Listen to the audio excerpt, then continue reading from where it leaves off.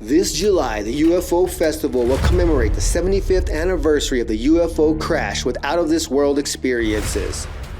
Galaxy Cantina, Alien Chase, Morning Hike, Galaxy Fair, Battle of the Bands, Alien Crawl, guest speakers, Glow Golf Tournament, catch a Roswell Invaders game, Roswell Galacticon, laser shows, movies, and theater events, pet and people costume contest. The UFO Festival's 75th anniversary of the UFO crash is an event that will truly be out of this world. Visit UFOfestival.com and get your tickets today.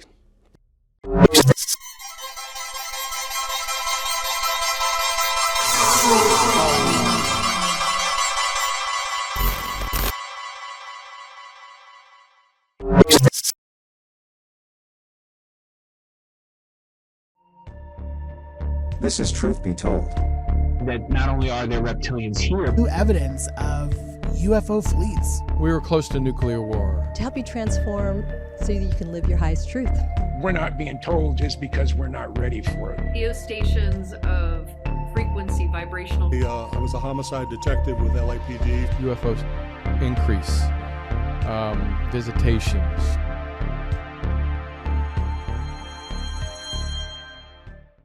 The seven fires of the prophecy. For most people, we don't know what that is.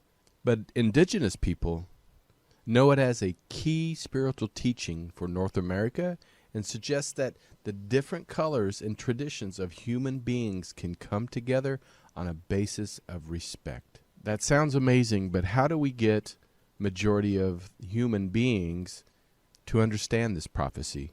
Well, today we are joined by Chief Robert Maytwayashing, who is Anishinaabe, our brother from the north. We're going to find out his teachings and the history passed down from generations into understanding what the seven prophecies are and how maybe it can change our world and how maybe it can help our world. So let's go through the seven fires of the prophecy. I'm Tony Sweet with Truth Be Told. Please welcome to the Truth Be Told studios for the first time, Chief Robert Maytwayashing. Hello, hello. Bonjour. Well, thank you so much for taking the time out. We're here on two different countries. I think you're in Canada, right? Correct. So, but I'm excited to have you here because, truth be told, we're all about, and I'm a Sagittarius, and truth be told, I'm a truth seeker, and I've always been wanting to find out more about, not necessarily the spirit, but also the human knowledge of the past that hopefully we can use to correct our current situation we're in with the environment and politics and pretty much anything in the world. As you know, we're in the middle of a war, not necessarily us, but to me, when there's a war in the world, the Mother Nature is paying a price too. So, but first of all, okay, tell us your traditions and your tribe that you're from. Well, first off, I'm going to reintroduce myself. First, my English name is Robert. My family name is Maytwayashing is the proper pronunciation. And I don't expect anybody that doesn't have the Anishinaabe tongue to be able to twist that one. Thank you. But more importantly, I'm going to reintroduce myself in my traditional language, which is Anishinaabe, and I'll explain what I've shared. Great.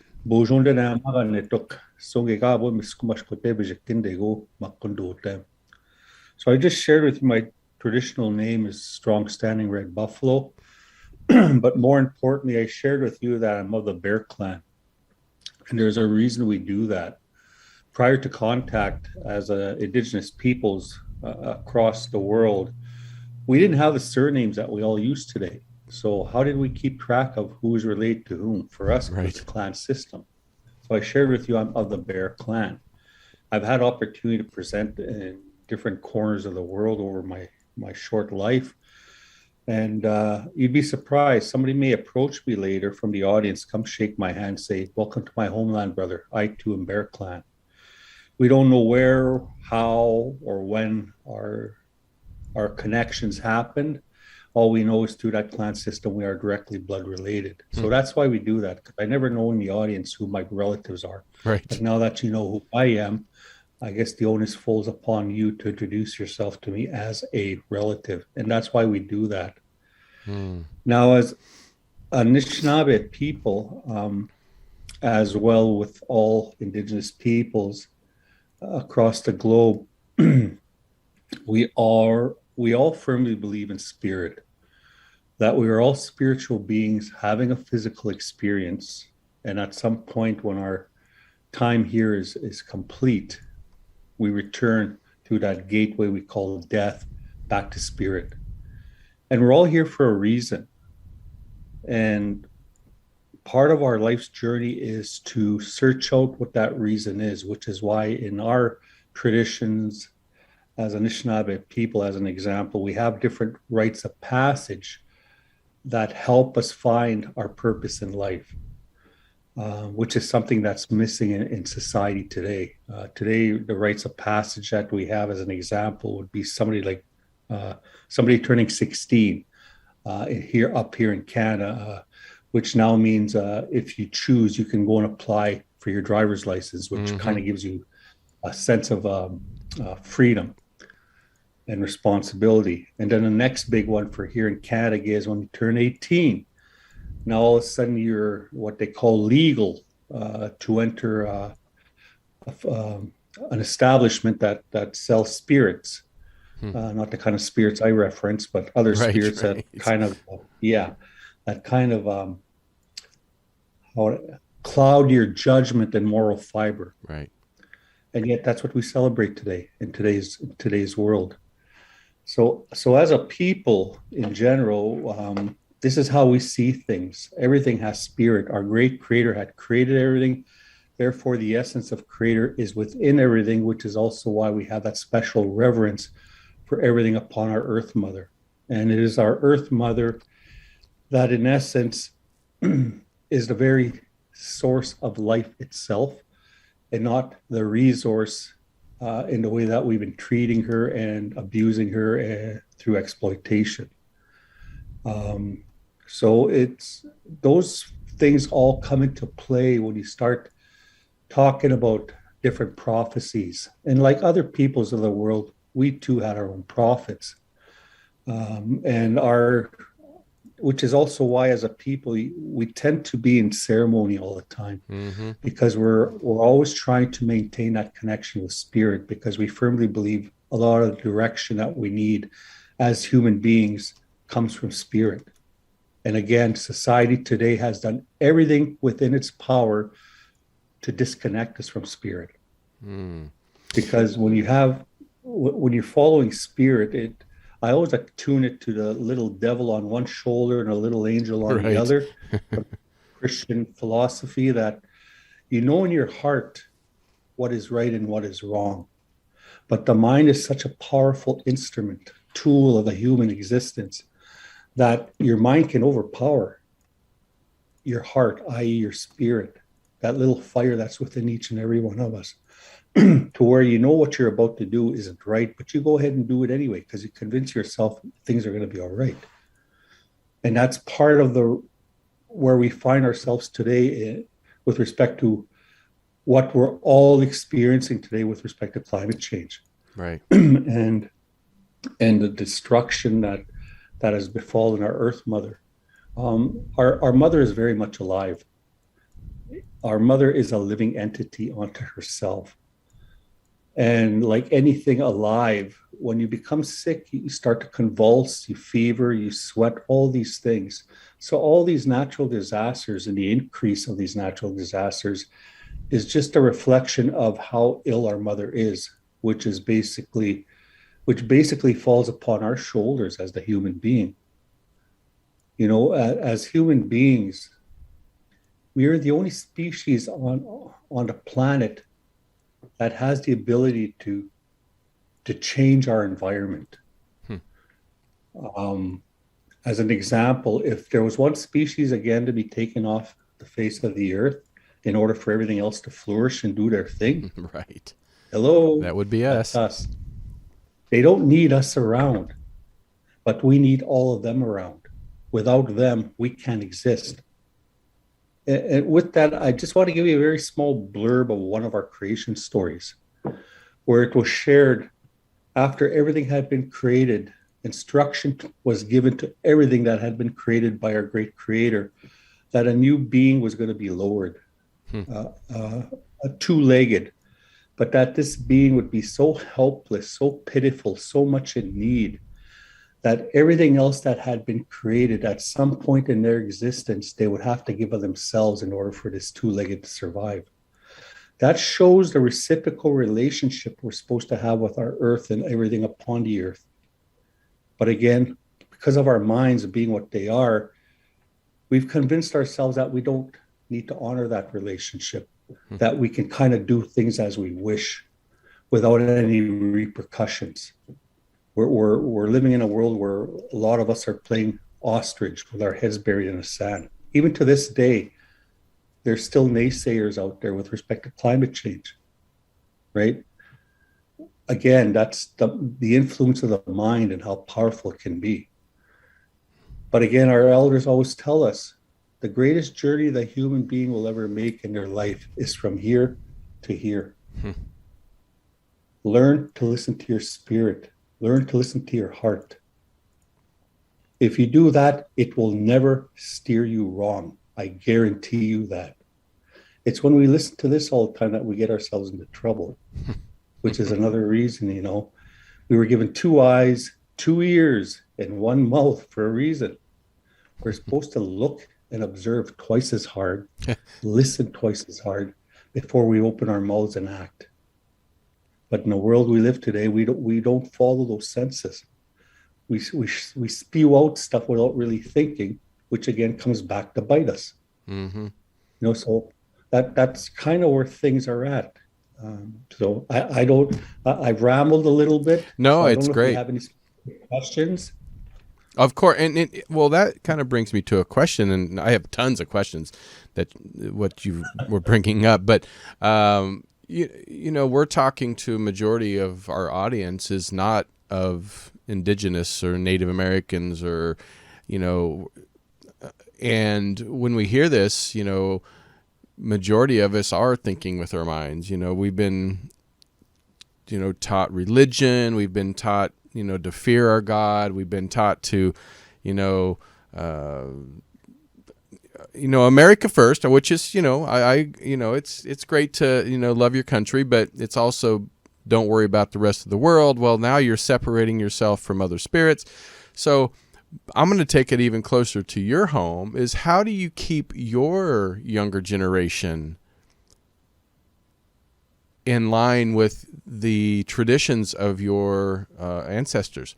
Because, you said alcohol. Unfortunately, stereotypically, you talk about Native Americans, first thing we think of, a lot of alcohol. Well, how do you, like you said, it is a poison, but it was introduced by the white people, and so how do you keep a lot of what we've poisoned, now we've created technology and all these other things to keep your younger generation preoccupied from your traditions? How do you keep it focused on your knowledge? Well, there again, you have to consider the history of our shared countries, both the United States and Canada, right, as well as other countries like Australia, right, etc. Yeah. Where the whole movement of colonization took place. All right, and a lot of it was, how would I say this? We were prevented by law, to express ourselves in who we were. We were not allowed to speak our languages. We were not allowed to participate in our ceremonies. We were in prison, what I call modern day war camps called reserves, with invisible barriers to them, and a gatekeeper on each reserve known as an Indian agent that restricted our movement. All these things took place, right? And that had a bearing on our people to where today I I make the statement that every Indigenous person alive today in North America is an intergenerational survivor of all the colonialization that's taken place, residential school, etc. Right, where our children were stolen from us and put in institutions simply to indoctrinate them, to brainwash them, and to assimilate them to be something other than who they are. So to answer your question, our elders tell us if you want to move forward in today's world, considering all that has happened, all that is here today and where we hope to be tomorrow, we need to go back to the beginning. And by making that statement, what does that mean? That means as a people, we had gifts, talents, abilities, experiences, relationships, etc., that allowed us to not only survive, but to thrive on our lands for thousands upon thousands of years. So there was tools and teachings within our ceremonies that helped us connect to our Earth Mother itself and to each other, and to maintain those relationships, again, in a respectful, loving, honest way. As a people, we never had jails because we didn't have criminals. We didn't have child and family services because everybody was responsible for the upbringing of that child. The child was central to our communities. It's only now that, because of a lot of these restrictions that have been lifted, where we are now again being allowed to take on those responsibilities, because for the longest time those responsibilities were stripped of us, which is why a lot of our people turn to the different addictions, whether it's drugs, alcohol, or other, because they were trying to deal with the pain of being deprived of existing as to who they were meant to exist as. So in order to answer your question again, at every opportunity today, we're trying to, again, go back to the beginning, in particular with respect to our children. Our children are being exposed to the ceremonies again, because for the longest time, we weren't allowed to express ourselves. In essence, we were basically being told, you can no longer acknowledge Creator and all of creation in however you've done it for the last number of eons. That's not allowed anymore. If you want to acknowledge Creator, well, you're going to have to go through our doorway, which at the time, I'm not here to criticize any particular belief system, but at the time, it was Christianity. Okay. Yet, in my own experience, what I found in my lifetime is, I don't care what religion, philosophy you come from, whether you call God the Creator God, Creator, Muhammad, Buddha, Allah, or what have you. As a species on this earth, human beings, we have a lot more commonalities than we do differences. Yet what do we focus on? The differences, which only again creates division and misunderstandings amongst ourselves as a people. And that's where these different prophecies came into play. You know, we were told, like the seventh prophecy as an example, where we would come into a fork on the road and we would have a choice to make. There was one road that led down a very dark path, and with all kinds of challenges down that path. And then there was another road where it wasn't very clear where it was going either, but it looked a lot clearer, where we would have an easier time. And that people would come to this path having seen and experienced everything that we have up until this point, need to make that choice. But on that clear road, so to speak, was the Indigenous people, the red man, as an example. That because of our, how would I say this? We never gave up our connection to spirit. We never let that go. We've always maintained it. Yes, it had to go underground because of the restrictions and the laws that Right. were there against our people. But all it did is went underground. Our people knew just how important that connection was. So that's where the seventh fire has led us. And it has the potential to lead us to the eighth fire, which I think is what this Zoom video presentation is about. Yes. That prophecy. And what that talks about is you're going to have people from all walks of life. Some people reference it to the warriors of the rainbow that are going to turn to the red man for guidance and direction, to reconnect with spirit, to reconnect with all that is in a respectful, humble way in order to move forward for the sake of the young ones coming behind us. And I believe we're at that juncture today where that eighth fire, I know in some ceremonial circles, has already been lit. And again, representation of people from all walks of life have been present at those sacred fire lightings, where again, people have been given the choice to walk down that clear road or that darker road. The ones that are connected to spirit are choosing that clear road. The ones that still have not reconnected to spirit and are going strictly from the mind, driven by greed, are going down that destructive path, which is where we find ourselves today, and a reflection of everything that's happening on the earth with respect to climate change. We're all feeling it. We're all living it. I'm up here in Canada, I'm 2 hours north of Winnipeg, which is kind of southern Manitoba. Right.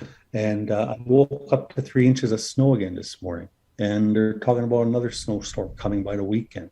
And I don't know about you, but I live in Canada. I'm used to snow, but even at this point, I'm sick of it. Right. Right. Right.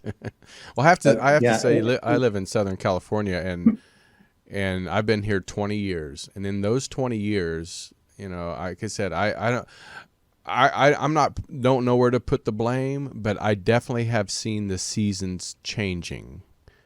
Like rain when we're not supposed to have rain, drought when we usually don't have drought. I'm like I said, I'm not for sure what has changed, but the seasons have moved. It seems like 2 or 3 months. Like it's almost like the earth has turned a quarter where something has definitely changed. And there's those prophecies too, where the poles would shift, right? Right. And our relatives to the north, the Inuit, as an example, their elders are claiming that those poles have shifted already a number of degrees, which is why we're again seeing the increases of natural disasters that are taking place. Yeah. The world right now is kind of out of balance with respect to that pole shift, but it will eventually settle, right? Right. But by settling doesn't mean things are going to go back to where they were. Right. Just that by settling is get used to it. This is a new norm. Right. Right. And that's what a lot of people, even with respect to what happened with COVID, that's part and parcel of the prophecies of going through some very turbulent times because, again, of man's arrogance to the earth itself and to spirit. We're being put in our place, but the challenge we have is most people in power aren't listening. They're not getting it. We live in a world where 1% of the world's population owns 99% of the world's wealth. What's up with that? Right. When you die, are you going to take it with you? Right. No, they're not. What's the point? When is enough enough? Well, I was going to say part of a challenge. Oh, I'm sorry. Sorry? No, I didn't. I didn't mean to keep going because your words are amazing. So I don't want to interrupt. Yeah, as I was saying, when is enough enough? Like, even in my own mind, I've tried to fathom, how much is $1 million? Well, that's what, $100,000, right? How much is $1 billion? My understanding is a million millions, right? Right. And then how much is $1 trillion? $1 billion billions. And I'm hearing there in the very not too distant future, we're going to have the world's first trillionaire. What can somebody do with all that wealth? Because for the most part, these people that have control of all that wealth, are they actually putting it back and investing it in mankind? No, they're not. They're hoarding it. For what? Again, my question is, when they die, what are they going to do with it? Right. They can't take it with them, right? So that to me is a sense of insanity and disconnect with spirit and disconnect with one's inner being in relation to everything that is all around us. And that's what we need to get back to as human beings, Indigenous or non-Indigenous alike, because ultimately we are all human beings. And as each human being, we all have different talents, gifts, and abilities that nobody else has. That's just who we are as individuals. And our great creator loved us so much that he gave us the freedom of choice and the freedom of will. But he also tried to impress upon us the importance of spirit. But there again, as I stated, the world we live in today has tried to do everything within its power to devoid the current world of spirit. Why? Because spirit will always correct you if you allow it to. But it goes away from their own personal agendas. Again, I always state, which is driven by power, fueled by greed. Can I ask? That's my story, and I'm sticking to it. Well, can I ask you this? Because as you know, Yes. a lot of Native American tribes now have casinos. A lot of casinos. And they are, I mean, even here in Los Angeles, there's several. And a lot of them have gotten very, well, at least some, not all. The tribes itself, maybe not, but the leaders have become wealthy. What is your take on casinos when, like you said, we just talked about the wealth of, these 1%? Are these casino heads, are they giving back to their own people? I'd like to believe they are in some respect. We have a different situation up here in Canada pertaining to the ability for First Nations to have casinos. Okay, it's a different system in the States. Over here, we're kind of in bed with the different governments, i.e. provincial governments or territorial governments. In the States is a totally different story. And there again, unless you're spiritually grounded, and I don't care if it's Indigenous casinos or casinos in Las Vegas. Right. Unless you're spiritually grounded, it doesn't matter. Your head's going to get control of you, and you're going to want more. Yeah. It's going to be driven by greed. That's why it's so important, again, as Indigenous people, we have to maintain that spiritual connection. Yeah. If you have that, like I said at the very outset, if you listen to your spirit, it will never steer you wrong. That's the trick. Yeah. And but I don't know if I've answered your No, you question. did. I just, because it just popped into my head because, there's a lot of now wealthy tribes, but not necessarily it's trickling down to the tribal members. Yeah. So I don't, I don't know because I'm not part of any tribe. But there again, that could also be said for any other business or entity out there. For sure. Right. Well, one thing that we talked about, and I'm going to ask you about being a knowledge keeper here in a second, but one thing we were talking about with, Mother Nature and getting back to spirit, humans getting back to the spirit with Mother Nature. Well, the Indigenous people kind of grew up in this with this knowledge. Well, at least majority have. Majority of Caucasians grew up in Christianity or Catholic or something like that. So we don't have that mindset. We have the mindset of connecting to Jesus and Mary and God the Creator, but it's a whole different connection, I think, than Indigenous people. How do we, because like we said, a lot of the main people that we looked at, Billy Graham and all these people, they became very powerful people politically and millionaires and stuff like that. So how do people like myself, Caucasians, connect with that same spiritual connection that the indigenous people have if we never were taught that at all? I would argue that in the sense that Please. What I stated earlier, if you want to move forward, go back to the beginning.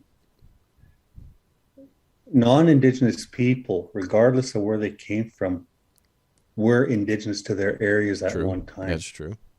Yeah. I'll use the Celts as an example. Oh, great! I'm part of the Celts. Had, they used a clan system. Yeah. They had their own spirituality, right? Right. But again, it was these people of, do I say influence back in those days that wanted more. So with the Crusades and stuff like that, they conquered under the name of God other peoples and stripped them of their lands and resources and took control. And the tool they used at the time was Christianity. Christ. We believe in that the prophet Christ walked the earth. There's even a period in his lifetime where it's not exactly clear where he was. Mm-hmm. Our people have always maintained he was over here hanging out with us, that the life Jesus tried to live was that of an indigenous person. Right. In our language, we call him the carpenter. And you also have to consider, and again, I'm not criticizing the Christian belief system, but back in those days, it was of the Christian belief that if you were not a Christian, you were not a human. Mm-hmm. So because of that, the doctrine of discovery and the papal bulls and all that stuff gave them right in their own minds to take over any lands discovered, not occupied by other humans. That's what gave them, again, in their minds, the right to take over the Americas as we know them today, Turtle Island, as we call them. And so getting back to your question, everyone was indigenous to their own particular area at one point, and they all had their own different belief systems. Mm-hmm. Christianity came much later. All right. Right. And then, how would I say this? People influenced Christianity with their own ways of thinking. Like even today, you have the Catholics, right? I was actually baptized a Catholic because that was the predominant religion in our community at the time. I was an infant, I had no say in it. But as I grew up and I was exposed to our ways, I always jokingly tell people I'm a born again savage. All right. That's a t-shirt right there. But anyway, where was I going with this? The Christian belief and the words in the book they call the Bible, there's different versions of that Bible. Oh, lots of different. Why? Yeah, why? Again, people are putting their own thinking into it to influence things their way. You have the King James Version, right? And as I was saying, the Catholic religion, it's known as the Roman Catholic religion. Right. Well, the Romans, they're gone. Today, we just simply call them Italians, right? Right.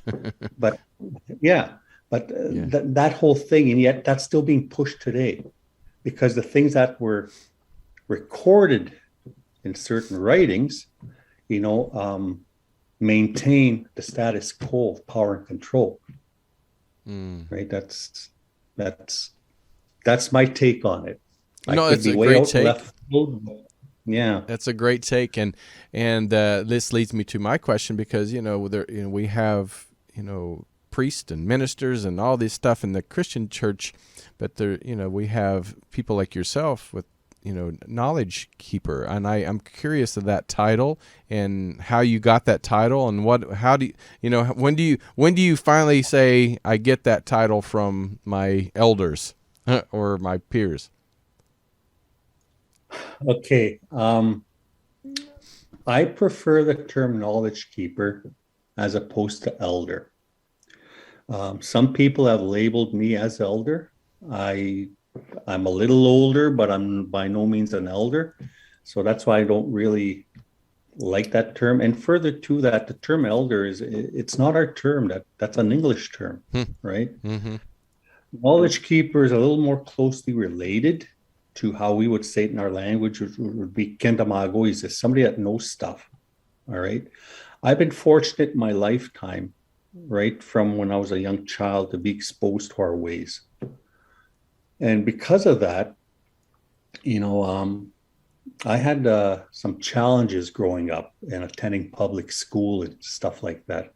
Part of it was I really didn't like school. And as an adult, I finally realized why I didn't like school as much as some other kids did, was in particular history and social studies, because I knew the stuff they're trying to shove down my throat totally conflicted with what I was being taught at home. Right. So the title knowledge keeper is, again, something I prefer to be called versus elder. But again, it's not me that, how would I say this? I don't market myself out there as a knowledge keeper, i.e. elder. It's the people that have put that tag on me, and that's their prerogative. Right. Okay, I guess because of what I've been fortunate enough to learn in my lifetime, and how I try and share what I've learned. Because what I'm sharing with you, that's not me. Okay, that's my people. That's our experience. That's our history. That's where that comes from. The things I share with you comes from there. Okay, I'm just a voice with some kind of a title. Right, right, and it makes sense. And but you also, we say chief, but is it? I know back in the day, was it more family, like a monarchy, where a chief died, his son became chief, or how do you get to become chief? Okay, again, chief is not our term. Okay, that's our term. That's a European term. Okay, and traditionally, historically, we did not have one chief that was the end all, say all, and do all for everything that happened in the community. We had a number of leaders, okay, again, that had certain talents, gifts, experiences, and abilities. And we would turn to them when the need arose that we had to tap into that knowledge, which is all. We've always had councils, right, because we try to do things in consensus because it involved the community as a whole, right? So you would have different leaders. You had some leaders that were good at governance. You had some leaders that were good at hunting, et cetera, and you turn to them. And the other part of it is, traditionally for most of our societies, we were matriarchal in structure, not paternalistic. Right. It was our women folk that had a huge say in the selection of leadership. Really? That's great. Because they would watch that individual right from infancy growing up, and they would start to notice certain traits, gifts, and abilities of that young person, which kind of helped steer them into the direction that they would carry out as adults at one point. But when colonization happened and stuff like that, and up here in Canada, they introduced something called the Indian Act. Part of that is they introduced a governance system which was foreign to our people. First off, if you wanted to run for council, you had to be a male, a member to that band of Indians, and 21 years of age. And by doing that, what they did was they disenfranchised the most influential aspect of our societies, which was our women. Overnight, our women lost their voice. And that wasn't reinstated until about 1960. 1960? 1960, that was reinstated. Wow. Sorry, I think it was 1951. My bad there. 1951, I think that was reinstated. Wow. But from about 1886 or 87, I think, is when that they introduced the Indian Act Chief and Council system, right? And even there, they called us bands of Indians. Bands. To this day, I'm trying to figure out what the hell a band of Indians is. I've heard that term recently. Yeah, I still hear that term, bands of Indians. Yeah. That's and I also appreciate that in the United States it was slightly, although similar, very a different process, right? In the United States, there was an actual war against the Indian. That's well documented in their history. Right. Of the over 500 treaties negotiated in the United States, to date, not one of them have been honored. They've all been broken. Okay. Yeah. Here in Canada, they use legislation. All right. And they tried to break a lot of those treaties, and they're still breaking a lot of the, how would I say this, the nuts and bolts of those treaties, or the meat of the treaties. But nowadays, what they're finding is they're finding themselves at Supreme Court case levels more and more. And each and every time, they're losing. They being the governments, right? Good. Because it all goes back. It all goes back to how the system was created up here in Canada with respect to the Royal Proclamation of 1763, where the king stated, right, these are people unto themselves. They have their own governments, their own territories. If you're going to do anything over in the New World on my behalf, well, you need to initiate treaty with them. And it was them that initiated treaty with us. We didn't go to them and say we want a treaty. They came to us. Wow. Right? And treaties are something to last as long as the sun shines, the grass grows. And we used to say the rivers flow, but our women corrected us. They said, you guys had it wrong all the time. It was never the rivers flow, it was the waters flow. Not only the waters upon the earth and within the earth, but the waters that each and every one of us go through in that natural process called childbirth, where those waters break before we enter the physical realm. So in essence, the treaties are last as long as the sun shines, the grass grows, all the waters on the earth flow, but more importantly, people on both sides of these sacred agreements continue to be born, is how long those are to last, in essence, in perpetuity. And again, how did our people know to do that? Right, exactly. Tie the newcomers into an agreement that would last in perpetuity. Again, our connection and guidance by spirit. Because we also see those agreements as tripartite agreements. There was us, there was the newcomers, and there was a third party involved. Creator and all of creation as witness, which is why to this day we still reference them as sacred agreements that can't be broken unless mutually agreed upon.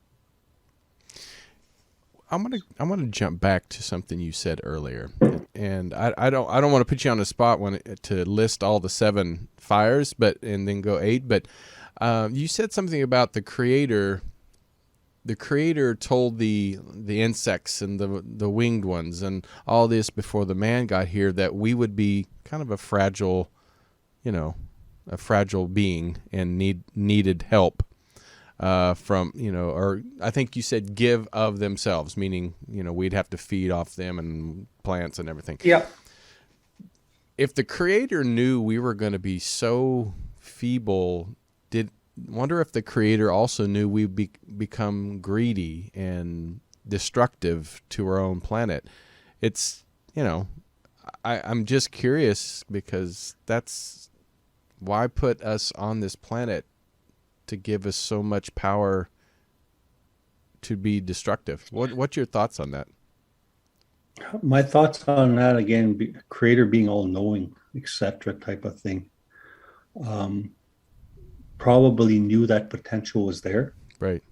Okay. But again, the Creator probably had faith in his creation that if his creation, and even there, I hate using the term his, I've been conditioned that too. Right. But that Creator's creation would, if it could keep that spiritual connection, wouldn't fall into that area. Am I making sense? Yeah, right. Yeah. And again, to me, it always goes back to spirit and the connection of spirit and maintaining that connection. Like I said at the very beginning, I'll sound like a broken record. Listen to this. It will never steer you wrong. Right. Well, I mean, our time is almost up, and I'm going to have you back because there's a lot of other questions that I have. But how does the people listening today and in the future, because people are always seeking spirit and, truth, and if they come across this video, how do people, if they're in Brazil or Australia, wherever they're at, they can find that spirit within themselves? How do they do that without having the knowledge of the indigenous and the ceremonies? How can they start focusing on finding those answers again? You need to get out on the land. That's where it begins. Get out onto the land, feel and experience all the land has to show and teach. Yes. It's as simple as that. And the more we're out on the land, the stronger that connection becomes. Like, look at the vast majority of society today are living in cities. Yeah. Cities are devoid of that natural element. They're concrete blocks. Mm-hmm. So that connection to the earth itself has been severed again. Right? Yeah, they try and create little green spaces here and there, but it's not enough for the masses to feel that connection and to experience all that's there, right? When you're feeling down and stuff, I'm not calling you to become a tree hugger, but go to a tree. Stand with your back against that tree. Meditate. You'll find a difference. You'll feel a difference. You'll experience a difference. Because that tree in itself is a living entity. And it's rooted within the earth. And its arms outstretched to creator and all of creation. That flow of energy, right? When your back's against it, you can get some of that energy, which helps center us. Yeah. So that's that. Yeah. I have to say that's probably when people, I'm not a meditator. It's hard for me to meditate because my mind races. But I have to say where I'm the most at peace is when I go into the forest or I'm just go for a hike and nobody else is around. That's where I do a lot of answers get or questions that I have, answers come. And yeah, I feel more at home and at peace there. Yeah. And why do you think that is? I mean, for me, a lot of my friends need people around to get that energy. But for me, this, like you said, the spirit, I just feel closer to God. I feel closer, as you would say, to the Creator. Yeah, I've always been that way. And the other connection, as opposed to the land, but in relation, is the water itself. Go to a body of water for the same experience. Because as human beings, the vast majority of composition is water. Right. The water has spirit, and without water, there is no life. Even when people are come weekend, you see vast migrations of people leaving the cities. Where are they heading? They're usually either heading out on the land or someplace by the water. Right. Without really understanding why. But that's why, because their spirits are longing for that connection. I'm not so much water. I live here close to the ocean, and I'm like, but for me, it's the rivers and streams that I love the most. When I'm out, I could sit there and watch the river for, 20, 30 minutes, just hearing the trickles and the water, the sounds of water, but the ocean, for some reason, I don't feel as connected to the ocean as I do to like streams and rivers. So, yeah, it's interesting, but yeah, no, I hope people out there that are listening to us, take your advice and just, go out and maybe take your shoes off and feel the grass and grab a tree or lay on a rock, or something. Yeah. I know it sounds silly for some people, but it's like, it does work. Mm-hmm. Yeah. So, well, how do people find you and find more about you? I mean, I know after this episode, they're definitely gonna look for you. I don't know what to tell you on that aspect. I'm affiliated with Turtle Lodge, which is the International Center of Indigenous Knowledge and Wellness. Mm-hmm. That's one venue. I'm really not about to give my personal email. Because No, don't do that. Yeah. Don't give your phone number out or anything. No. Yeah, I know better. But yeah, I don't have my own blog or anything like that. You should. Yeah. You should. Yeah, well, to share that it's knowledge. too much work. It is. I'm busy as it is. I'm doing stuff like this all the time. Plus, I have my regular day job. You have your regular what? Day job. Oh, day job. Don't we all? Well, Robert, thank you so much for being part of Truth Be Told and sharing your knowledge. And I hope you continue to share it with anybody that will listen. And definitely we'll have to have you back, and we'll, I'm sure, have more to talk about. And plus, for the people, you also co-wrote a book, you said, with a bunch of other people. I'm not even going to try to pronounce it, so if you want to pronounce the name. Wabanung is the new dawn, the new sun as it rises type of thing. So it's, how would I say this? It's a guide to move forward for tomorrow. Oh, nice. Well, I'm relation to where we'll find ourselves today. I'll definitely have to from pick that book up. Perspective and experience. Definitely, well, I'll pick that up, and hopefully some other people will grab that too. So, well, until next time, we thank you. And for the people out there that's joining us on this Friday, so please, you can watch Robert Hensley every Monday at 3 o'clock, MINUTEMAN Report, Bonnie Burkert at 3 o'clock with Truth Be Told Transformation. You know, that's the more spiritual guru and stuff like that. But I had to have Chief Robert on to share his knowledge. But until next time, I'm Tony Sweet, and thank you guys. Please subscribe and share this show, and leave comments. We'd love to hear from you. Take care, and we'll talk to you soon.